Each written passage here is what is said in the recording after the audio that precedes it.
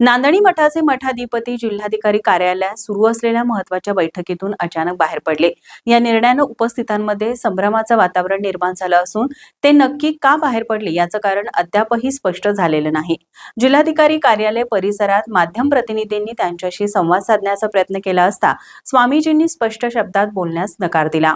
नांदणी मठाला भेट देण्यासाठी दाखल झालेल्या वंताराच्या पथकाची आणि पट्टारक जिनसेन मठ नांदणी येथील महाराज यांची जिल्हाधिकारी कार्यालयात बैठक झाली। या बैठकीत नांदणी मठासह कोल्हापूर जिल्ह्याची शान असलेल्या स्वस्तिश्री जिनसेन भट्टारक पट्टाचार्य महास्वामी संस्थान मठातील महादेवी उर्फ माधुरी हथिनीला पुन्हा मठाकडे देण्याचा निर्णय होणार होता।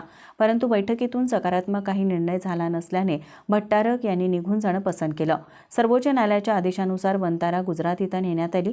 यावर राज्यभरात तीव्र पडसाद उमटल्यानंतर गुजरात येथील वंतारा जामनगर येथील टीम नांदणी मठासोबत चर्चा करण्यासाठी आली होती। यावेळी पालकमंत्री प्रकाश आंबेडकर, जिल्हाधिकारी अमोल येडगे, जिल्हा पोलीस प्रमुख योगेश कुमार गुप्ता यांच्यासह मठाधिपती जिनसेन महाराज आणि वंतारा टीम खासदार धनंजय महाडिक आणि खासदार धैर्यशील माने, आमदार राहुल आवाडे, आमदार अशोकराव माने उपस्थित होते। त्याआधी कोल्हापूर पोलिसांनी वंताराच्या टीमला विमानतळावर थांबवलं होतं। यावर भट्टारकांशी चर्चा करण्यासाठी जिल्हाधिकारी कार्यालयात बैठक घेण्यात आली।